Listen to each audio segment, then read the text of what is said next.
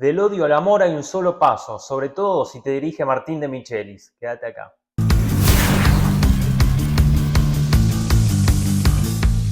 ¿Qué tal, gente? ¿Cómo andan? ¿Todo bien? Bueno, me imagino que deben estar eufóricos al término del partido. River acaba de ganar agónicamente en el Monumental contra Rosario Central, un equipo alternativo, el de Russo, pensando más en la Copa Libertadores. Lo cierto es que el conjunto de Michelis fue de menor a mayor, pero de muy menor a muy mayor. Se vieron los dos extremos, los ánimos de la gente fueron variando a medida que transcurrían los minutos, con la euforia desatada sobre el final, un Monumental que finalmente se prendió y se venía abajo, Monumental que estuvo tan pasivo en el primer tiempo como los 11 titulares adentro de la cancha. Pero bueno, vamos a arrancar por el principio. En el principio, más allá de la victoria, hay que decir que esta vez el técnico que usualmente suele plantear bien los partidos y suele tener problemas cambiando sobre la marcha de los mismos, hoy mostró una faceta completamente contraria. Plantea mal el encuentro desde el arranque y voy a explicar por qué antes de que los michelistas me salten a la yugular. Pero cuando uno veía la formación,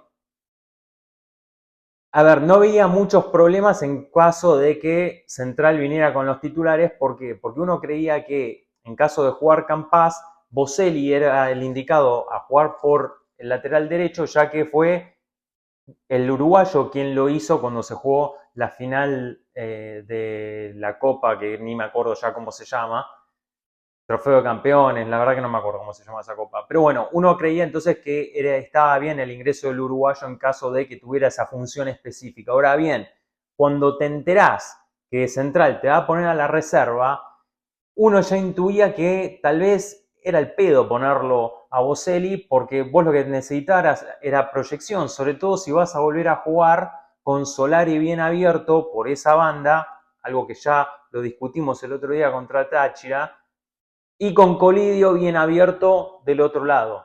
Yo creo que en teoría la idea de Michelis era que Casco aportara en el ataque y se asociara con Colidio, y lo de Boselli es difícil. Yo creo que lo quería estacionado ahí, pero yo creo que por la derecha buscaba la sociedad entre Simón y Solari, que en los primeros minutos, siendo honesto, parecía que iba a funcionar. Lo que pasa es que después River cayó en ese pozo previsible en el que cae habitualmente.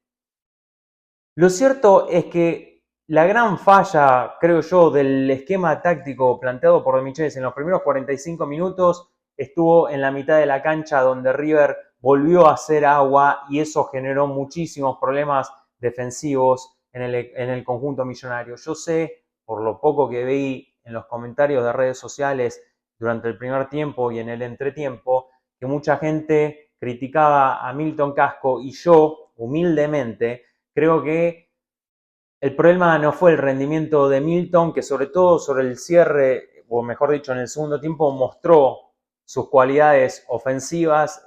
El tipo fue muy incisivo en el ataque, mucho más que en la defensa. Pero el problema que está teniendo defensivamente Casco, por lo menos en los dos partidos que jugó, la Supercopa con Estudiantes y este partido de hoy, es que De Michelis lo hace cumplir una función de auxiliar de el número 5.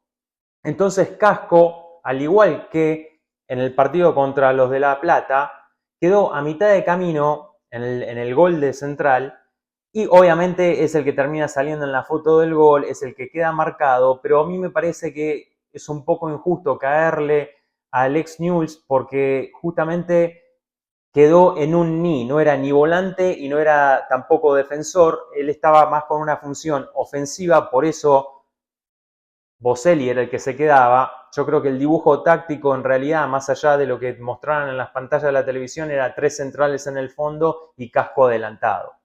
Entonces por eso no lo achaco tanto el error en el lateral izquierdo, sino más en el esquema del dibujo táctico que puso el técnico, a punto tal de que en el segundo tiempo cambia.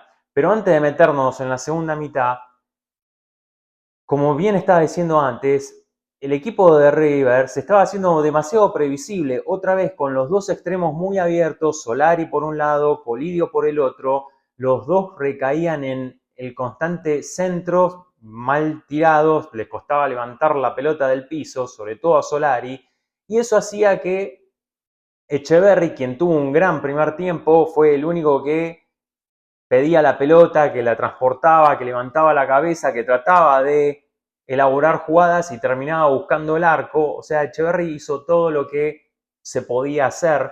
El tema es que nuevamente se veía un River muy estático, a los tres delanteros jugando de espaldas a los defensores y muy separados entre sí. Entonces, hasta ese momento Central tenía bastante controlado el partido y con mucha facilidad porque el equipo de Russo sabía exactamente a lo que iba a jugar River y por eso no estaba sufriendo ningún sobresalto. Uno que podía pensar al ver un Central con juveniles que a lo mejor se iban a poner nerviosos, que el escenario los iba a amedrentar, pero no, los pibes salieron a jugar con conceptos claros desde el banco de suplentes, con una idea clara y también con un técnico que supo poner a los mejores intérpretes para ejecutar la táctica que quería ejecutar. Estoy hablando obviamente del equipo de Russo. De la vereda de enfrente veíamos nuevamente a De Michelis mirando la tablet, discutiendo no discutiendo de peleándose, pero discutiendo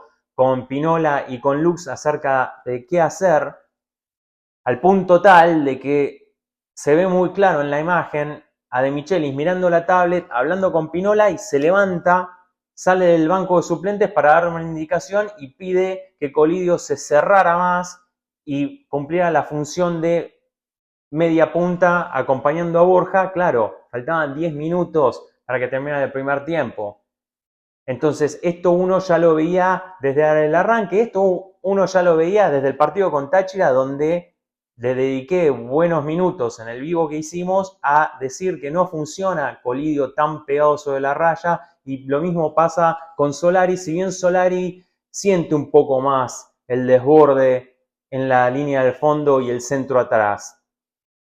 Pero bueno, así se cerró la primera mitad, un River que se fue no abucheado, pero sí hubo silbidos, un poco de indiferencia, un poco de desazón por parte de los hinchas que en el primer tiempo cantaron un poco el movete River movete, pero como dije al principio, el Monumental también estaba como muy quieto, como muy pasivo, por decirlo de alguna forma. Llegó el segundo tiempo y con el segundo tiempo llegaron también los cambios. Desde Micheli se dio cuenta que Boselli era un adorno, lo sacó, no por caerle al uruguayo ni mucho menos. Yo creo que Boselli siente muy bien la marca, pero obviamente que lo de él no es la proyección, entonces me parece que estaba de más. Entró el Yacaré Herrera y sacó a Fonseca para poner a Villagra. Fonseca que esta vez se gana la amarilla por bajar a un jugador de Central que se estaba lanzando en ataque, una jugada que hubiese sido de mucho riesgo y terminó haciendo lo que no quiso hacer contra Huracán, que fue lo de bajar al jugador a cambio de una amarilla. Bueno, ahora Fonseca no va a poder estar en el próximo partido, pero lo cierto es que De Michelis lo resguardó, lo sacó. Esto lo suele hacer el técnico de River, es muy habitual el querer proteger y que terminen los 11 de campo cumpliendo los 90 minutos.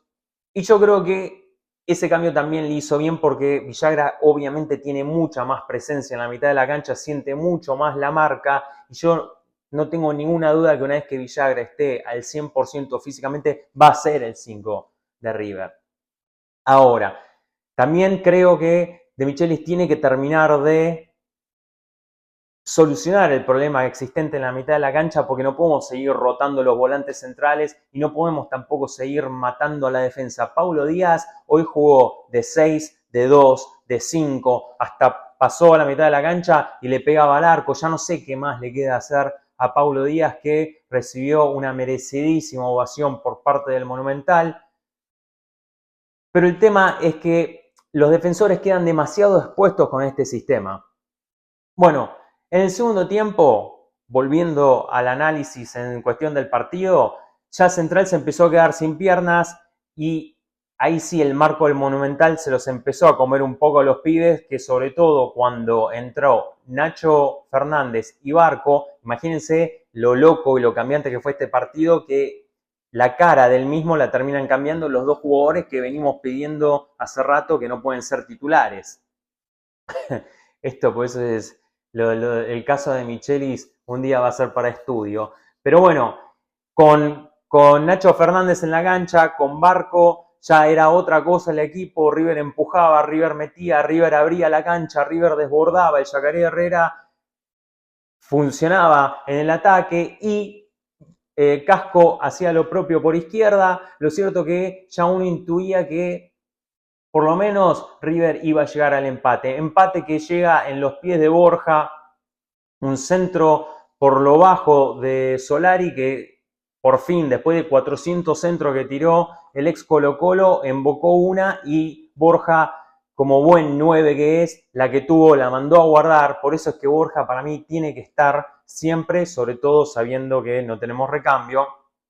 Pero eso es lo importante de tener un 9 de área, un referente y encima un tipo que le salen todas últimamente. Y por eso uno cuestionaba el cambio en el partido contra Huracán cuando lo sacó dejando a Colidio de 9. Bueno, esta vez Borja termina haciendo el gol del empate y ahí sí, el Monumental era una caldera, un hervidero, cantando desde los 4 costados del estadio y River con ese envión anémico parecía que se lo iba a llevar puesto a Central en cualquier momento. Ahora, Russo, antes del empate, hizo un cambio que a mí también me dio la pauta de que el técnico leyó mal el partido de antemano, que fue meter a Campás. Claro, cuando el técnico de Central ve que sacaron a Boselli, también tomando nota de lo bien que Boselli había anulado al jugador de Central en esa copa de la que hice mención antes, lo mete a Campás.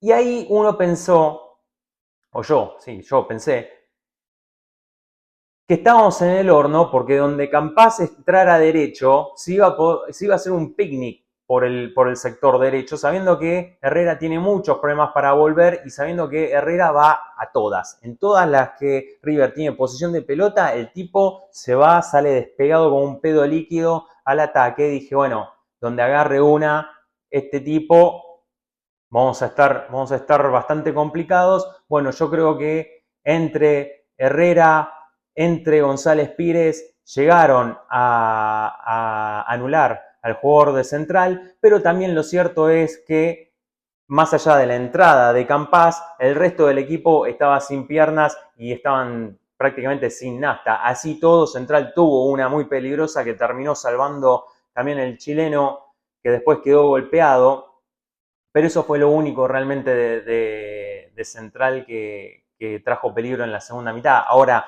volviendo a lo que yo creo que fue un error conceptual de Michelis, yo creo que De Michelis lo que debería haber hecho al ver la formación que ponía Russo, una hora antes ya sabés cuáles van a ser los titulares, es meter una modificación de último momento, sacarlo a Boselli, que entrara el Yacaré Herrera, y de última, si después Russo te ponía Campás, bueno, entonces ahí analizabas de sacarlo a Herrera y ponerlo a Boselli.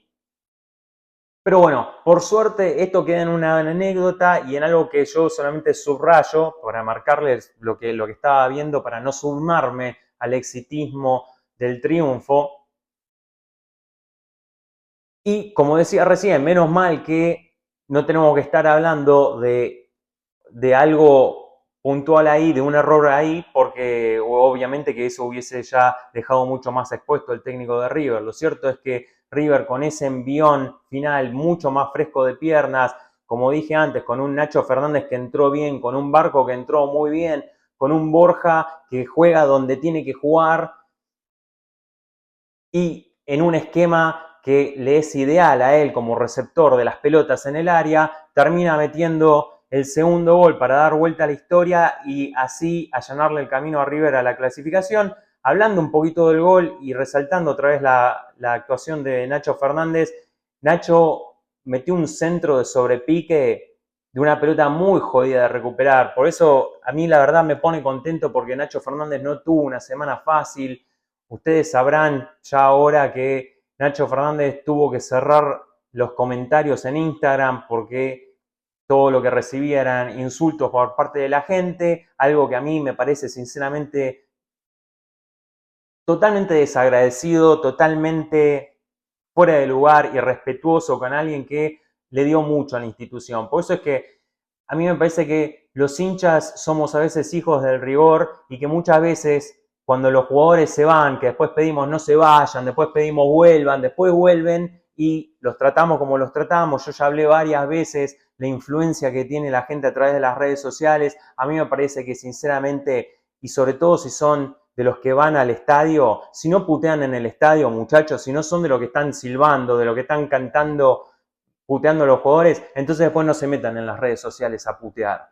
Y si no son de los que van al estadio y están puteando, bueno, tengan un poquito también de respeto por la gente, porque al final del día, bien o mal, son personas, tienen sentimientos y si quieren criticar, todo se puede criticar, pero ya salir a insultar, salir a decir que una persona está para el retiro, para la jubilación, tiene 34 años, Nacho Fernández. Tampoco no es que tiene 38 el pibe y que le estamos haciendo beneficencia. Bueno, está mal físicamente, ya saben todo lo que vengo diciendo de Nacho Fernández. No quiero que si alguno ve este video por primera vez piensa que yo levanto la bandera de Nacho Fernández. Hace rato que vengo pidiendo que Nacho tenía que jugar en el segundo tiempo, lo mismo que Barco. Y hoy esto nos da la razón un poco a los que pensamos así, porque los dos jugadores entran mejor en el complemento con espacios y con el rival cansado que desde el comienzo cuando el rival está fresco.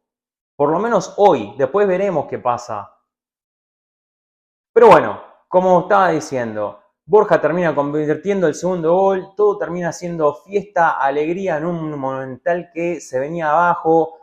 Párrafo aparte, Viñolo ya no sabe qué hacer. Cada vez que River levanta el volumen, Viñolo te saca, te empieza a hablar, parece que le molesta que la gente cante.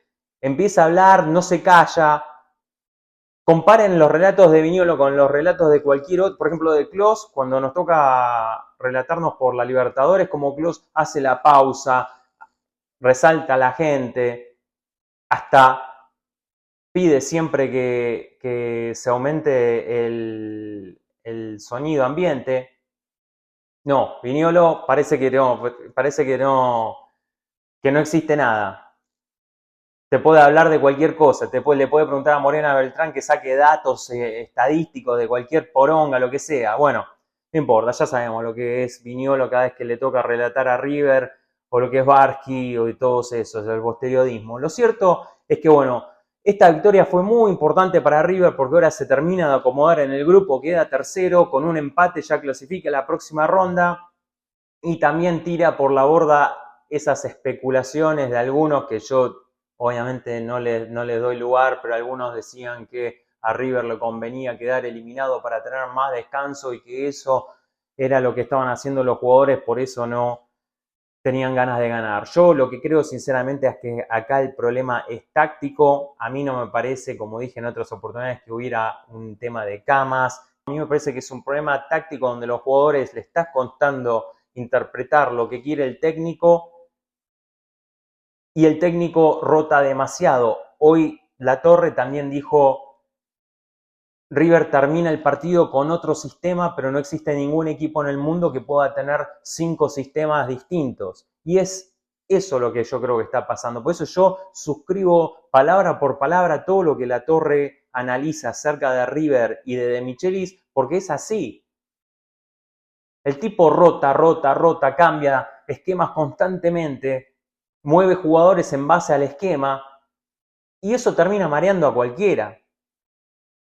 Por eso también cuando yo, tratando de tener empatía con los jugadores, cuando yo pienso en un Milton Casco, que el chabón, el último partido que jugó fue contra Estudiantes, a no ser que me esté fallando la memoria y haya jugado algún partido en el medio, bueno, creo que jugó contra los mendocinos, pero obviamente un equipo completamente alternativo. Pero el tipo juega un partido, después 4 partidos, está en el banco, no aparece y después tiene que volver e interpretar al máximo lo que le está pidiendo el técnico, que ni siquiera es algo que hace él habitualmente, lo de juntarse en la mitad de la cancha para aportar en la marca. Entonces así es muy difícil. Fíjense que también, por ejemplo, la inclusión de Fonseca, a quien no le voy a caer más allá de que el pibe no siente la marca y se notó cuando entró un 5 como Villagra, pero Fonseca, de la única razón por la que jugó contra Táchira fue porque De Michelis no quería que se quemara después del error que tuvo contra Huracán. Y como Táchira era un equipo que permitía dar ese tipo de revanchas, bueno, lo metió a jugar. El pibe no tuvo un buen partido, pero termina convirtiendo un golazo, tal vez debe ser el mejor gol que hizo en su carrera. Y parece que eso fue lo que le dio el ticket para jugar hoy nuevamente de titular. Yo creo que hoy Fonseca no debería haber sido el titular, tendría que haber jugado Villagra. El tema es que también uno desconoce cuán bien está físicamente el ex Talleres y por eso es que uno ya no sabe por qué el técnico interpreta lo que interpreta. A lo mejor en conferencia de prensa lo explicará. Yo me imagino que debe tener sus motivos, obviamente, pero bueno, son las cosas que uno desde afuera se pregunta porque a uno no le cierran estas cosas que hace el técnico de River. Y a mí me parece importante marcar todo esto en la victoria, porque si hubiésemos terminado perdiendo y yo salí a matarlo, alguno que otro estaría diciendo, te encanta dar la de Michelis. Bueno, yo resalto todo lo bueno. Esta vez, como puse en la miniatura, la tablet la prendió a tiempo, le funcionó porque hizo los cambios que tenía que hacer. Y porque supo esta vez, y gracias a Dios y lo veo como lo más positivo, pero esta vez supo cambiar sobre la marcha del partido un planteo que, como también dijo La Torre, y por eso a veces siento que estoy repitiendo todo lo que dice de Gambetita, un partido que planteó mal de entrada. Ahora, ¿por qué destaco esto? Porque vamos a necesitar esta mano del técnico para los partidos importantes que van a venir, ya sea por la Copa de la Liga, porque me imagino que probablemente vamos a tener que jugar contra tal vez un superclásico nuevamente, entonces está bueno que el técnico reaccione a tiempo y tenga la lucidez para hacer bien los cambios, pero sobre todo para la Copa Libertadores, donde en la Copa las sorpresas son más comunes, porque uno no está acostumbrado a ver todos los días a Nacional de Montevideo, a, qué sé yo, al San Pablo, a Flamengo, obviamente que sabes que son el equipazo, pero uno no lo ve todos los domingos como los ves a los rivales de acá. Entonces me parece bueno que el técnico pueda tener o empiece a tener esa lucidez para cambiar sobre la marcha y sobre todo que los cambios resulten, porque esto también es lo que le da más confianza a los jugadores. Ahora lo importante es que los jugadores agarren confianza con un sistema táctico determinado y dejar de cambiar tanto para encontrar la identidad y a partir de la identidad encontrar la solidez y a partir de la solidez poder entonces encaminar un rumbo que no tiene que tener tantos altibajos, pues si no nos vamos a terminar convirtiendo en un equipo histérico donde pasás de la desazón a la alegría, de la alegría otra vez a la desazón y también al nerviosismo o a la angustia para terminar nuevamente en la alegría, Dios quiera. Mira, mientras terminamos festejando, que sea como Dios quiera, pero lo cierto es que River necesita encontrar cierta estabilidad si quiere tener un buen andar en los objetivos importantes que tenemos trazados. Pero bueno, gente, así es como vi el partido yo. Ahora quiero que me cuenten ustedes cómo lo vieron del otro lado. Escríbanme ahí en la caja de comentarios y díganme qué les pareció el partido, si creen que De Michelis lo planteó bien, si creen que es más culpa de los jugadores. Ya sé quién me va a decir que es culpa de los jugadores más que del técnico, pero quiero que me digan cómo vieron el partido. Yo lo viví a las reputeadas. Uno siempre está con la cabeza pensando en qué va a decir. Bueno, ni les cuento. Yo creo que si hubiésemos perdido, hubiésemos empatado, esto hubiese sido una reacción demasiado picante. Bueno, con el triunfo y la mezcla de alegría que tengo, entonces atenué un poco los comentarios, pero en definitiva River no tuvo un partido convincente. Para mí me gustaron mucho los últimos 20 minutos del equipo y es más de eso lo que quiero ver. Quiero que River pueda lograr esos últimos 20 minutos a lo largo de 70 minutos, porque sería imposible pedir que River juegue así los 90, pero si logra eso, entonces vamos a estar hablando del River avasallante del primer semestre del 2023, que es el que tenemos que encontrar para poder andar bien en la Copa, que es lo que realmente nos importa a todos los que estamos pendientes siempre del conjunto del ex Bayern Múnich. Les mando un abrazo muy grande, espero que tengan una linda noche, se pueden ir a dormir con una sonrisa, ganamos y bueno, seguimos. Ahora en la semana River juega contra Nacional, seguramente vamos a hacer un vivo ahí, pero antes de eso seguramente vamos a tener más contenido, así que nos veremos en la próxima. Se cuidan, chau chau.